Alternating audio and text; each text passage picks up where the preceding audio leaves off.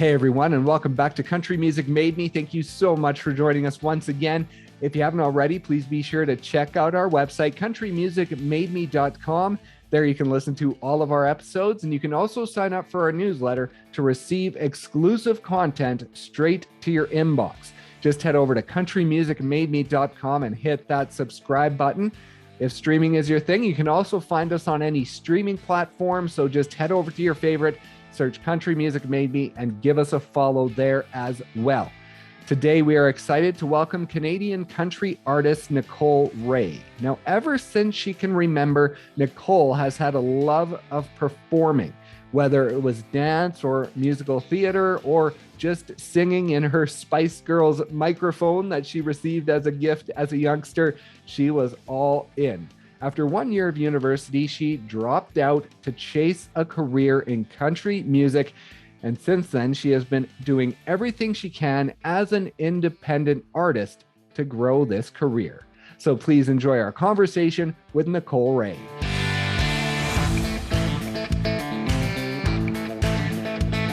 It feels like recently, at least with the last three or four singles, that they're building every time. There's more listens, there's more downloads, there's more traction with the songs. Have you felt that yourself as well?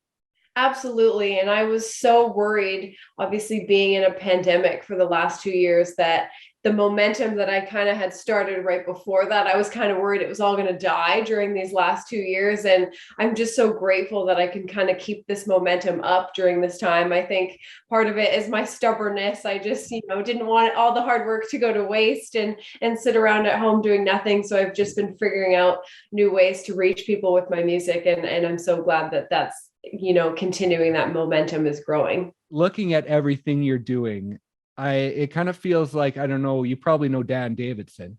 He's Yes. an Alberta artist, and it feels like you two are one and the same, just with your entrepreneurial drive that you have to continually push yourselves forward without needing the help of a huge team. And so for you, where does that come from, that drive to push yourself forward?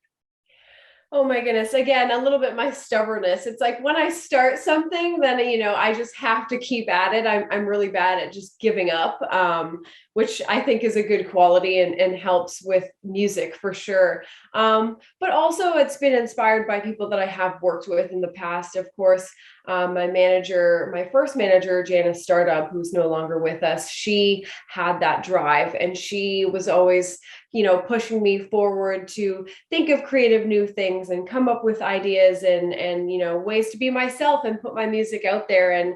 And since she passed, I feel like she really instilled that in me. And now I have this constant drive to, figure out new ways to do things and stay creative. And I'm bad at standing still. I always got to be doing something. And now Janice, she is someone I wanted to talk about because she had a huge influence at the beginning of your career. And so talk about that journey with her and how you first connected with her and just really what she meant for that beginning of your career. Oh my goodness, where do I start? Yeah, she was really everything to me in the beginning. I was lucky to work with Anya Wilson, who is a wonderful radio tracker very early on in my career.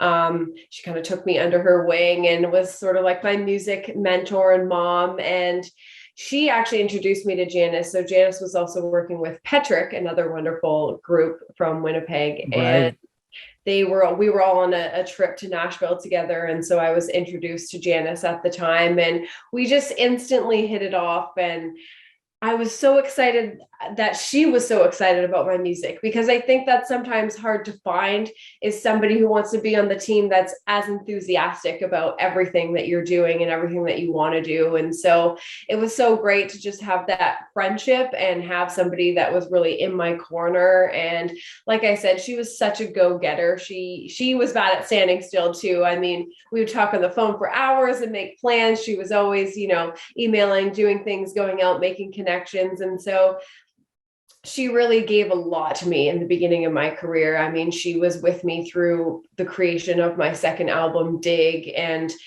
making a lot of connections, doing new shows, connecting with new people, things I had never done, until that point in my career. So she was definitely instrumental in making a lot happen. And I miss her every day. I'm actually sitting in my office right now. I have a picture of her just to the left of me. And Oh, that's I awesome. still talk to her and tell her about the plans. I'm like, this is what we're doing now. And just to update you. So I feel like she's still kind of with me on the journey.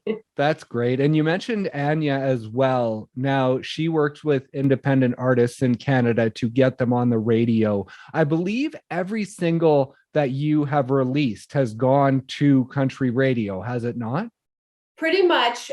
For a couple of tunes, I've done, a smaller radio campaign where I sort of targeted just going out to CBC because they're great supporters of my music, or secondary stations that have been really supportive of me instead of doing a wide stream campaign. But pretty much, yeah, every song we've done at least a little bit of radio. Wow. And so, how important has that been? Because as an independent artist, I don't know if a lot of people think about getting on the radio or think they can get on the radio as an independent artist. So what was it for you that allowed you to see that path, even though you're not with a label or you don't have anyone big like that to push out your songs?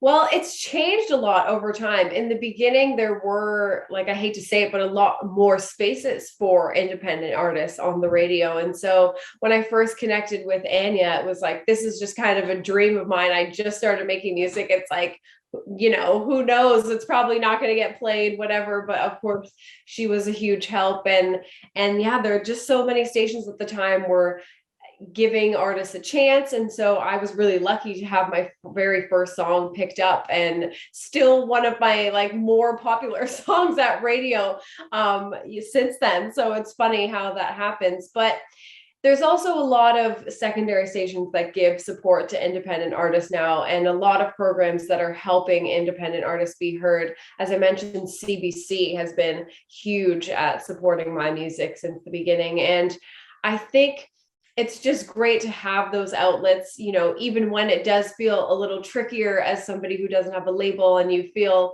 you're not going to get that top 10 hit at primary radio, but to have an outlet like CBC give me support and find an audience for my music is just so amazing. And when you see artists like Tyler Joe Miller, like Jade Eagleson, who have been able to get number ones without any label support, and I think Anya is a big part of their journey as well to getting those, how does that drive you forward in knowing that it is possible? Yeah, it keeps the hope alive. And, some days are harder than others. Some days it's like, oh, throw in the towel. We've tried 20 singles to radio. Like, why am I knocking my head against this wall? But at the same time, seeing artists like that break through, it just gives me hope that once the right song comes along for me that connects at radio, that something like that can happen for my career as well. Right. And as far as your journey goes, let's go back to the beginnings of music for you. Now, let's talk about your dad first, because I saw your single release party for Unfinished. You had a photo and your dad was up on stage singing with you. So was he a musical person growing up? Is he someone who sort of inspired you musically when you were young?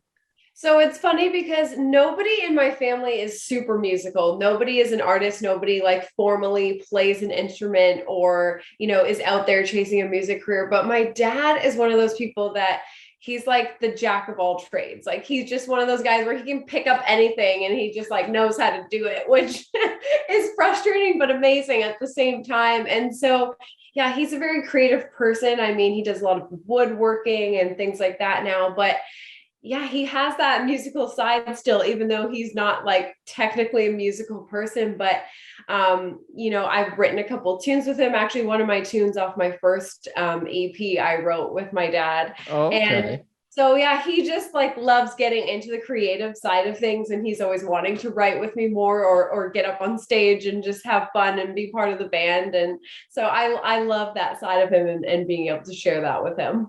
That's awesome. And early on, I saw in the all women video. There was clips of you growing up and your different artistic ventures. And the earliest one was you sitting on the kitchen floor, banging on pots and pans. And so the performance side of music, is that something you gravitated towards for as long as you can remember? Yes, it feels like it's always been in me. I don't remember not wanting to perform. My mom kind of always makes these jokes about me growing up and how I used to sing and dance before I could talk. I just would put on these performances as a baby. And yeah, there's just something about performing that I just love. It feels at home for me to just get up on the stage and be able to share creativity in that way. And yeah, as a kid, I did so much performing, whether it was like around the house and forcing my parents to like sit on the couch and see a performance, or, you know, outside of that as well. I was very into musical theater and things like that in school, and just always wanting to be part of that performing scene. That's awesome. And we do have to talk about one of the most important gifts, maybe, I think, that you would have received.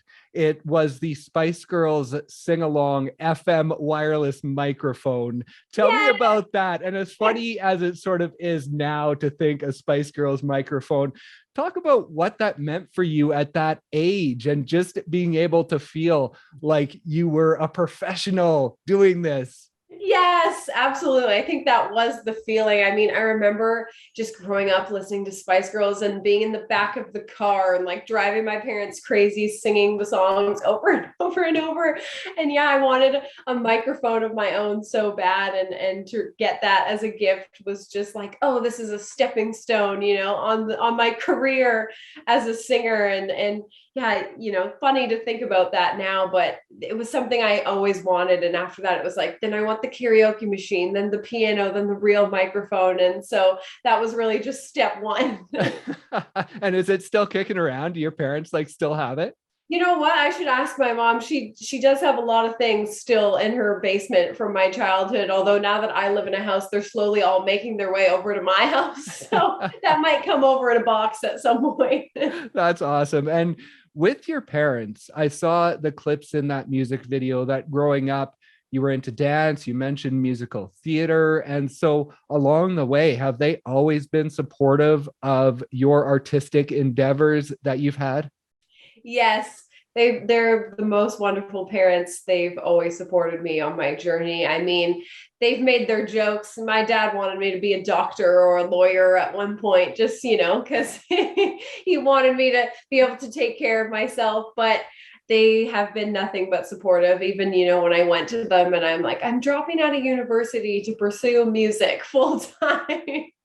And luckily they have my back, and they continue to this day. My mom is really like my manager as well. We talk every day about plans and figuring out things going forward in my career, and they come out to all of my shows. So yeah, they're really the best.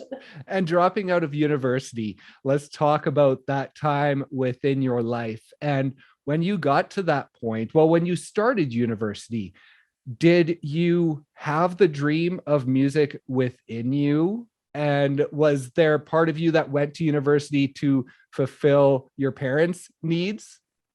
Absolutely. And I think it's just one of those things where you grow up and you see things as what you're supposed to do. And so, you know, I never really loved school because I was always more of a creative person and wanted to be, you know, not doing math homework and be writing a song instead. Right. But it, like, the perfectionist in me was like, no, I got to go to school and get good grades. I got to graduate and go to university. Like, this is everything that I'm supposed to do in my life. And then once I got there, I just realized I couldn't do it. I had this drive to pursue music, and I just felt if I didn't do it then I maybe never would. And so it was just like, you know what? No, I tried school, but now I got to drop out and do what I want to do.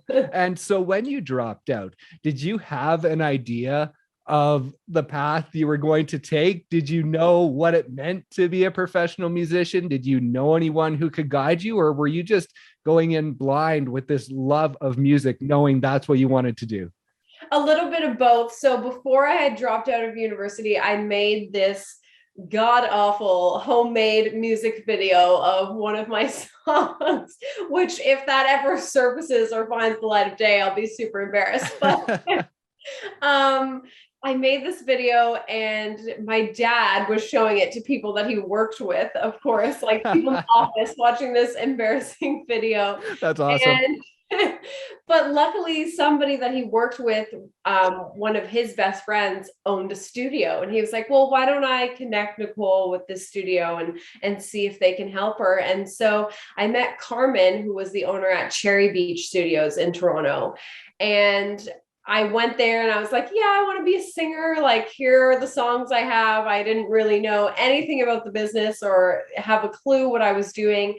And he kind of took me under his wing, and he brought in a vocal coach and a producer and all these people to help me make my first album. And he actually reached out to Anya, which was how I got connected to her. So I was really lucky to have that situation sort of line up for me in the beginning, because yeah, I really had no idea what I was doing, and didn't for quite some time until, you get farther along and realize, oh, this is a business. I can't just out here be like, oh, I just want to sing and it's all going to work out.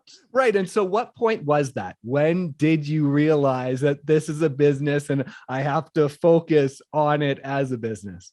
I think after my first album. I mean, creating that was so much fun, but I was still very much in this is just a dream and this is fun stage. And once I got to my second album and working with Janice, it transformed the way that I thought about the business. And I really figured out that I had to kind of buckle down and learn this side of it too, if I wanted to be successful. And to this day, that's such a big chunk of my learning and what I do in practicing to be a singer every single day. I mean, there's a lot of training and vocal lessons and writing and things that go into it every day as well, but there's so much on the business side, and always learning, social media and things like that. That's just so important.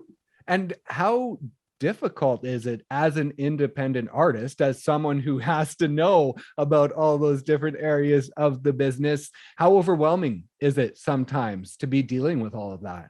Very. I mean, yeah, we all wear a lot of hats as independent artists, trying to, get everything done, all the tasks in the day, and also do the creative aspect of our job as well. And yeah, at one point I felt like I had a handle on it, but I feel like lately more and more I'm just, having a breakdown about every other day, because I'm like, there's too much to do. I can't get it all done in one day. And sometimes things have to go by the wayside, but I try my best to wear all the hats and get everything done as much as I can by myself every day. Right. And how important is it to keep it in perspective and know that the business side is important for helping drive you forward, but you can't let that overtake the creative side, because if you're not creating music, then there's nothing to do in the business. Absolutely. And I think that is such a balancing act. That's something that I've struggled with, because it's so easy to get caught up down that road of, oh, here are all these tasks I need to do, wearing the business hat today. But you're right. There'd be nothing to promote if you don't stay creative and keep writing music. So yeah, a lot of times I'm like, okay, I have to pull myself out from over here and go back over here and just enjoy being creative and making music. Right. And now with your singles, it feels like you have, over your career, sort of released a single almost every 6 months is what the sort of timeline looks like. Now, is there a method to that madness, or has it just worked out that you've been able to sort of release constant singles to keep the momentum going? I think there's definitely some method, or some method to that. I mean, I think it's about staying relevant as an artist. I mean, part of it is fear. Like, oh, if I don't put out another song, then like what I did before is going to be forgotten, and I got to keep going on this train. But it's also, I want to be putting out new music for my fans, as often as I can. It's great to have these people who are, on board with what I'm doing and enjoy the music that I'm putting out. And I want to be able to keep that momentum going for them, so that they, get new music from me and aren't waiting around for too long. And now with your second album, Dig, you moved into Noble Street Studios with your production and started working with, was it Douglas Romano? Yes. Yeah. Doug Romano. Yeah. Oh, okay, Romano. Okay. And so what has that relationship been like, especially in those early stages when you're learning the production side of things and learning how to record? How important was that relationship for you? Very, very important. I still remember I met Doug at an event for the Country Music Awards of Ontario. And he kind of came up to me at the reception after and was like, oh, nice to meet you. I've heard some of your music or whatever, and I'd love to work with you. And I'm like, what? Like, who knows about me? Right.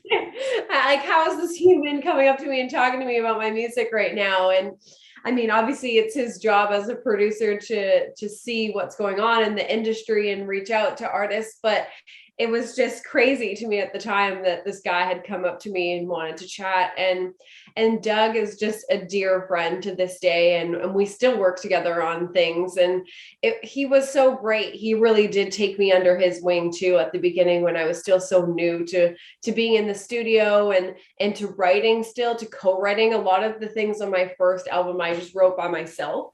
Right. And so at this stage of the game, it was like, oh, I need to get co-writing and working with other people. So he even took me to Nashville and introduced me to all these people. And we co-wrote a lot of the tracks for the album together with all these connections that he had.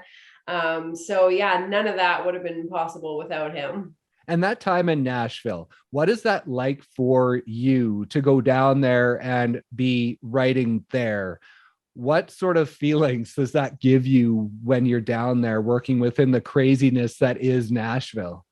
It certainly gives you like a kick in the butt sometimes to realize where you stand in this, like you're a tiny little dot in this big circle of creative people. Right. But at the same time, it really pushes you to be better and to write better music and to write more creatively with these people who are doing it every day and are welcoming you into their creative space. And so it's good. I think it really motivates you to make better music and connect with these people who are writing on a higher level.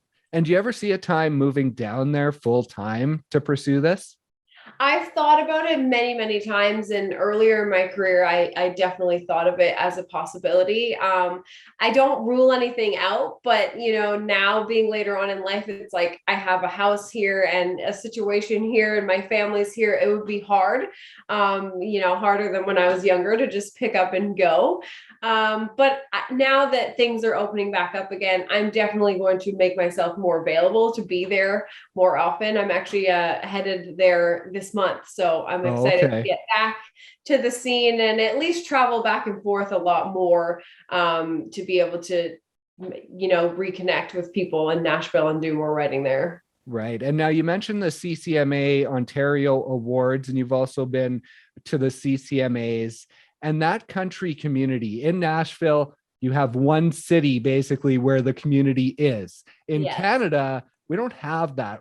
Artists are kind of spread out across the country. And so what is that like to be a part of the community, but not have a central hub, but just sort of have these events where you get to connect with other artists?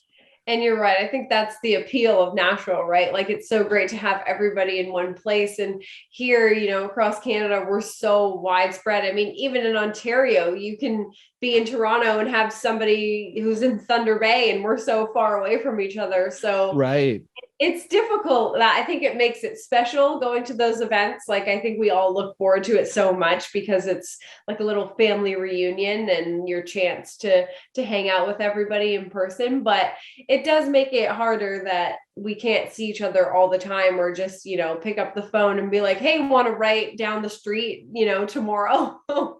But luckily, a lot of us have made use of Zoom writing during the pandemic. And I think that's something that will keep up now that we've realized how connected we can be, even though we can't be in the same place. Right. Yeah. And with the space that divides us in Canada, now you are out in Ontario, but for your more recent music, you have actually traveled out to Vancouver to work at Armoury Studios. How did that come about, and going all the way out there to produce your music?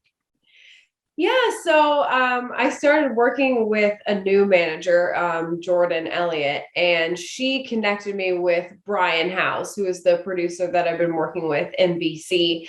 And yeah, it was kind of a whirlwind at the beginning. It was like, here's this a new artist that I want to connect you with. And Nicole, do you want to go out here to work with Brian in BC? And the first time I went there, like they were just like, okay, you're going to go on this 3-day trip and you're going to go meet Brian and you're going to write songs and record them all in 3 days. And I was like, what?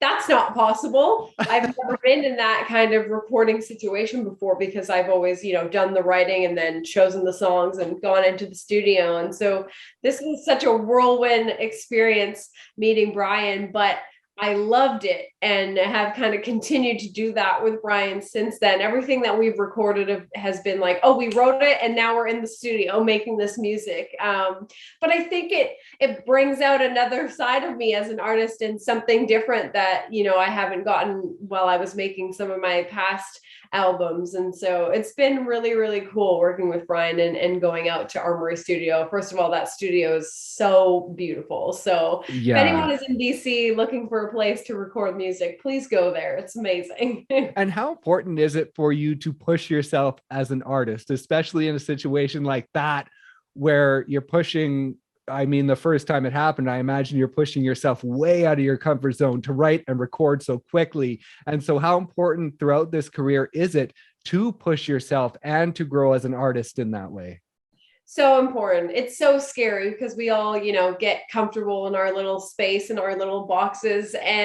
But then, I think as an artist, you're always going to be making the same kind of music if you just stay in your zone. And so for me, it's, even though I'm scared to kind of push myself outside of the box sometimes, I feel it's so important because it really does always bring those results of something better and something bigger than what I've done before. Right. And now, talking about pushing yourself, I wanted to talk about the mental side of this career, because that is something that you have had periods of struggling with in your life. And so within that, and being a country musician where you're basically constantly being judged, whether it's your looks, whether it's your music, there's always judgment. And so how have you been able to navigate that within the last few years? Oh my gosh. Sometimes I think I'm crazy for having jumped into this career because I'm a very sensitive person and I always have been. And it's like, great. Yeah, I chose a career where everybody's making judgments about me every day and I just have to be okay with that. And, Yeah. sometimes it is really hard. I've learned over the years different ways to just block things out, or sometimes it's like you need to stay off social media, you need to not read those comments, you need to put somebody on mute if they're not servicing your mental health, and so there's a lot of little things like that I've learned to do, but it is tough, and I think in the pandemic too, in the last couple of years, it's been even more tough, sort of being at home stuck with your thoughts all the time, and the only way to connect with people is through social media, and hearing some of the negativity or rejection, and that's has not been easy. But I luckily, as I said, have a very supportive system. My parents, as I mentioned before, I do talk to my mom a lot about my career. And so she's like the pep talker. Like I'll call her up and be like, I don't understand, why this is happening to me, or why the radio doesn't like the song, or why people, I'm not getting the feedback that I want. And she usually helps put things into perspective a little bit. So I'm lucky to have that. And I know you're not shy about talking about your struggles on social media in an effort to help others. And I saw a time in your life where Friends, the TV show, was a big part for you because of just how it connected with you and allowed you to feel not alone during a time where you did feel alone. So I just wanted to talk to you about that time and sort of how you overcame those struggles. Yeah, it was at a very dark time. I've always loved that show, but it definitely kind of was like my friend when I felt like I was alone. It was like I'd put on the TV and these people are all hanging out, and it's like you kind of feel like you're hanging out with them. And it's like, so I have friends here just hanging out and making me laugh. Of course, the show is so funny. So I think it pulls you out of your own head, which is what I need. And I think a lot of people need sometimes when we're struggling. It's like you're in this place where you're so laser focused on the negativity of what's going on, whatever the situation is, whether it's career struggles or a breakup or anything that's going on in your life. And I was very laser focused on that negativity. And it was like, this is something to bring me out of that and to just, put me in a better mood and put things into perspective too. Sometimes it's, you go down a dark hole in your head and then you watch somebody making jokes on TV and you're like, you know what, things aren't really that bad in my world. It's not as, as dire as I was making it out to be inside my mind. And so it's nice to have those little outlets, something like as simple as watching Friends to bring you back to reality and remind you what's important. Right. And now I think Fireproof sort of was the point where you sort of dug into that message that you're good enough. You can go on. And so that song, that was in 2017, I believe. Was that a big turning point for you in your career with that release? Absolutely. That was like my first song that I put out on streaming platforms that got over 100,000 streams. That was my first time that ever happened. And it, took off in ways that I never thought possible. And that really was like a big turning point for my career and things sort of taking a momentum shift and sort of going to the next level as an artist and being recognized for more things. And so that was really, really an important song. And as you said, the messaging of the song was so important too. And I think that had something to do with why it resonated with people so much, was just that I was trying to get that message out there of self-empowerment. Yeah. And that self-empowerment, especially towards females, that is something you have really grabbed onto, especially in the past 2 years. Talk about the importance of that and just offering that support and doing what you can to support others really on a broad level, because you've started a music festival focused on female artists, and you have a bunch of initiatives that you've created over the past couple of years to help support this. Yes, thank you.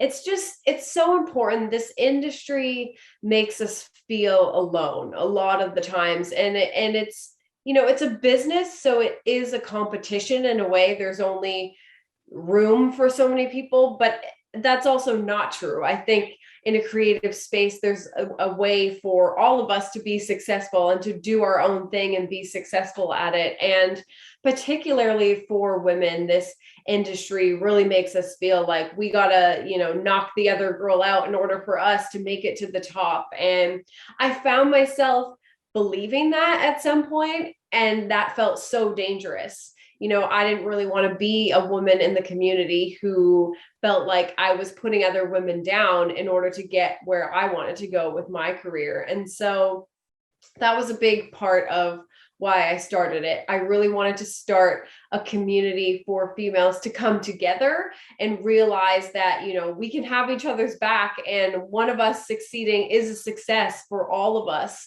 And yeah, so I wanted to start my all-woman music platform, which is like an online show that I host. I also host it in person at the Moonshine Cafe in Oakville.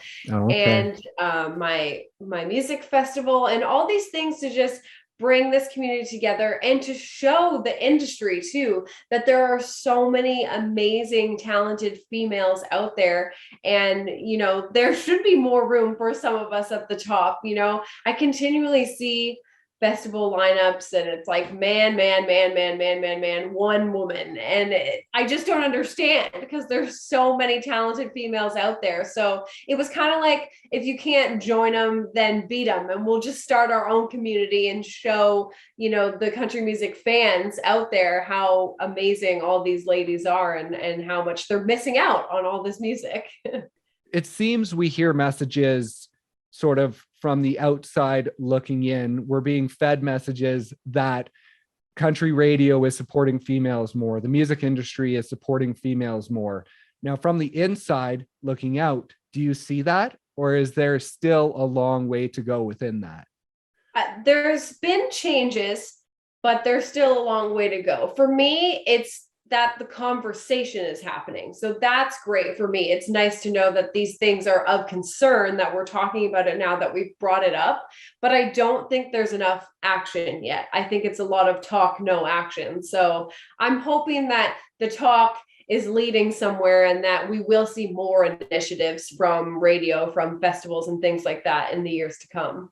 And those things you've created, the series and then the festival, how important has that been for your mental health and having something else to focus on other than just your music?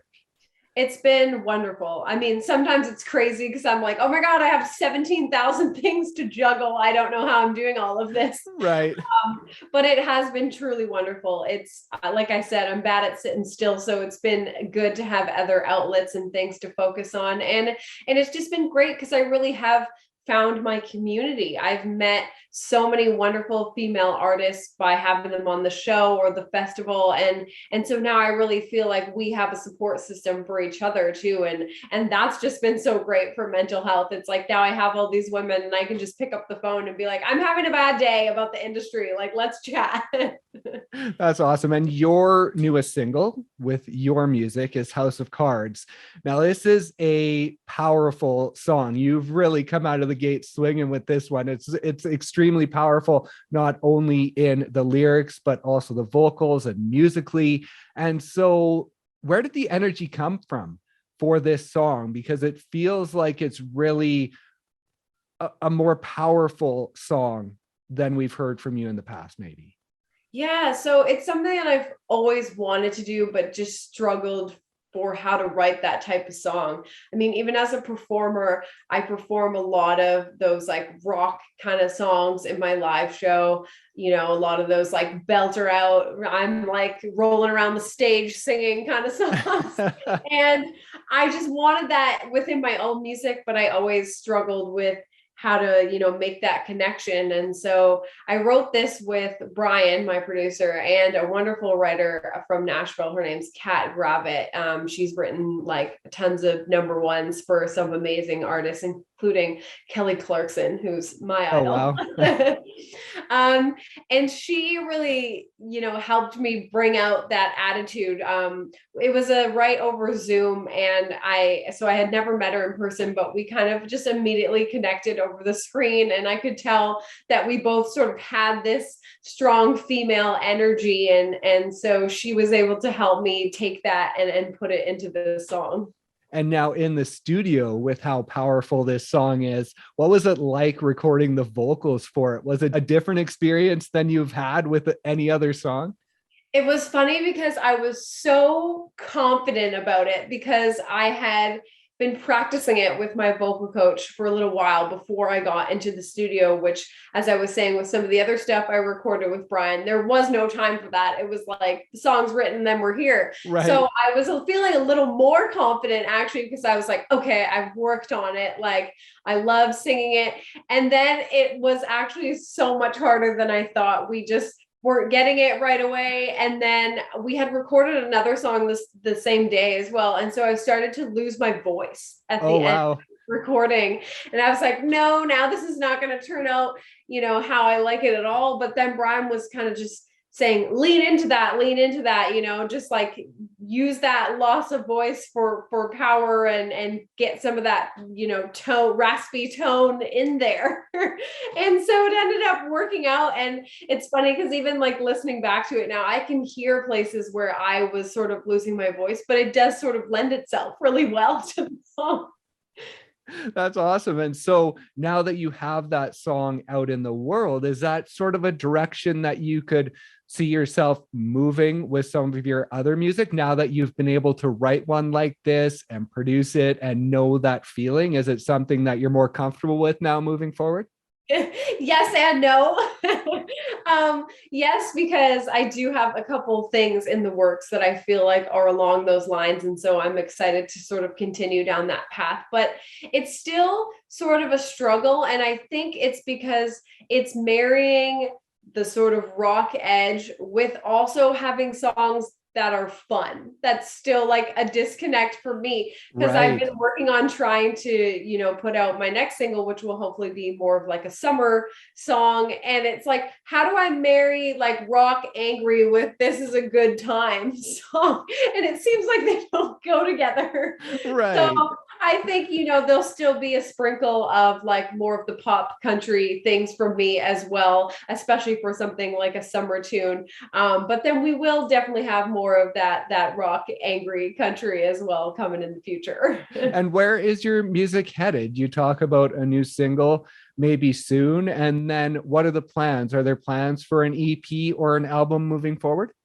Yeah, I already have 4 singles right now that are sitting without a home. They aren't on a project yet. And with a couple more in the works, I already have one that I'm working on with Doug Romano, and a couple more that I'm headed into the studio to do soon. So between all of those, I think we got about 8 tunes maybe. So there's definitely going to be an album in the works. Hopefully by the end of the year, maybe we'll just put out some more singles and then put out the album at the top of next year. I put out Christmas music last year, and I'm doing a couple more Christmas tunes this year. So there's a lot in the works. And you have the video for House of Cards, and it does get a little steamy in the video, but I believe is that your fiance that is acting with you in there? Yeah, I'm lucky that he's an actor, because I can hire him to be in all these videos, which is great. Especially for something like House of Cards, I feel like it would have been a little more awkward had I had to hire somebody to like fill this position. So yeah, I'm really lucky that I get to hire my fiance to be in it. Yeah, exactly. That's awesome. And so when you look back on this career that you've had so far, and you still have so much career left, but I mean, it's sometimes a struggle to look back and see where you've come from and see the success that you've had, because there is so much focus on, I want this, I want that, I need this success. But are you able to look back and see the success you've had and see the difference your music is making and see the positivity that you've been able to have within this career? I think I've struggled with it a lot in past years. Like you said, it's so easy to get caught up in the what's next. And once you have some form of success, it's like, okay, that's great, but now I need something bigger than this, Exactly. Like, that's not cool anymore. But especially that this year is 10 years for me in the music industry. I've done a lot of reflecting in the last year and couple years actually, in just everything that's happened and being grateful for everything that I've had in this career. I was just saying the other day that I think, God forbid I had to stop doing this tomorrow, I just would be so thankful for this entire journey that I've had. I mean, I've just had some really, truly amazing moments, and being able to make an impact with my music has always been the biggest goal. And seeing that happen has just been crazy. So I, of course, am still striving for so much ahead, but I'm very, very grateful for everything that I've gone through in this entire journey.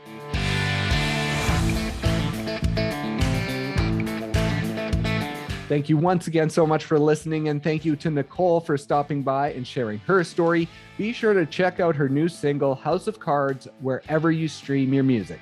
Please also be sure to visit our website, countrymusicmademe.com. There you can listen to all of our episodes and also sign up for our newsletter to receive exclusive content straight to your inbox. Just head over to countrymusicmademe.com and hit that subscribe button. If streaming is your thing, of course, you can find us on any streaming platform as well. So just head over to your favorite, search Country Music Made Me, and give us a follow there as well. Thank you once again so much for listening, and we'll see you next time on Country Music Made Me.